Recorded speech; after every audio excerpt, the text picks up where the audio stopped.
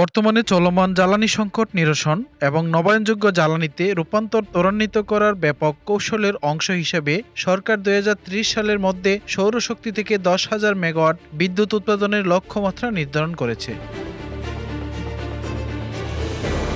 প্রধানমন্ত্রী তারেক রহমানের সভাপতিত্বে অনুষ্ঠিত বৈঠকে বিনিয়োগ প্রক্রিয়া সহজীকরণ এবং নবায়নযোগ্য জ্বালানির উন্নয়নকে উৎসাহিত করার লক্ষ্যে একটি প্রস্তাব অনুমোদন করা হয়েছে।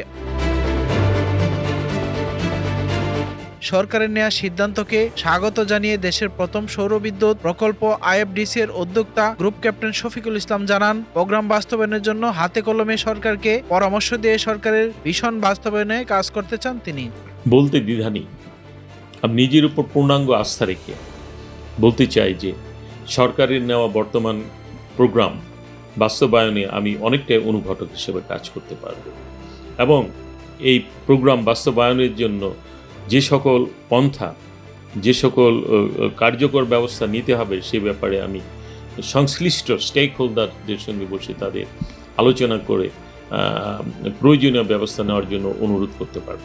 দ্বিতীয়ত, আমাকে যে কোনো জায়গায় এই প্রোগ্রাম বাস্তবায়নের জন্য কথা বলতে দিলে আমি একেবারে হাতে কলমে দেখিয়ে দিতে পারবো যে কি পন্থায়, কি পদ্ধতিতে এবং কি কৌশলে গেলে এই প্রোগ্রামগুলো সময়মতো বাস্তবায়ন হবে।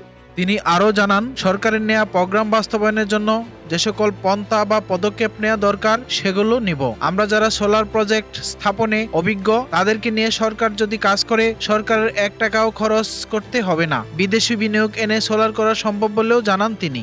বর্তমান সরকারের সিদ্ধান্ত অনুযায়ী ২০৩০ সালের মধ্যে ১০,০০০ মেগাওয়াট সোলার পাওয়ার থেকে এনার্জি সংগ্রহ করার যে প্রোগ্রাম হাতে নিয়েছে এটা অবশ্যই আমাদের বাস্তবায়ন করতে হবে। যারা এই ধরনের প্রজেক্টগুলো সাফল্যের সহিত করেছে এবং সুনির্দিষ্ট টাইম বা স্টিপুলেটেড টাইমের মধ্যে যারা করতে পেরেছে তাদের কাছ থেকে সরাসরি বাস্তব অভিজ্ঞতাটা তাদের গ্রহণ করা এবং সেই মোতাবেক যদি সরকার তাদের সহযোগিতার হাত প্রসারিত করে তাহলে আমি বিশ্বাস করি যে এই প্রজেক্ট তাদের সাফল্যমণ্ডিত লাভ করবে।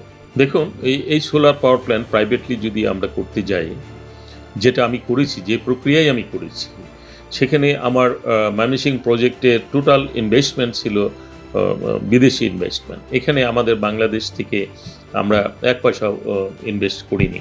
ঠিক একই প্রক্রিয়া আমি আর প্রস্তাবিত ৫০০ মেগাওয়াট সোলার পাওয়ার প্ল্যান্ট এর জন্য আমি ১ টাকাও দেশীয় মুদ্রা খরচ করব না। আমি পুরোটাই এফডিআইয়ের মাধ্যমে ডাইরেক্টলি ফরেন ইনভেস্টমেন্টের মাধ্যমে আমি করতে পারবো বলে আমি সামর্থ্য রাখি। দেশের ফসলি জমি ব্যবহার না করে অনুর্বর ও পতিত জমি ব্যবহারের মাধ্যমেই সোলার প্রজেক্ট করা সম্ভব বলেও জানান তিনি। উৎপাদনশীল জমি নষ্ট না করেও আমরা অনুৎপাদনশীল জমিতে এই সোলার পাওয়ার প্ল্যান্ট করার মতো যথেষ্ট ল্যান্ড আছে।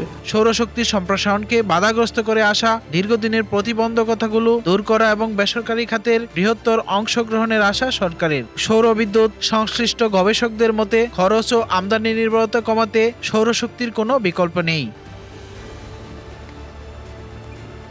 শহীদুল হক, বাংলা বাজার পত্রিকা।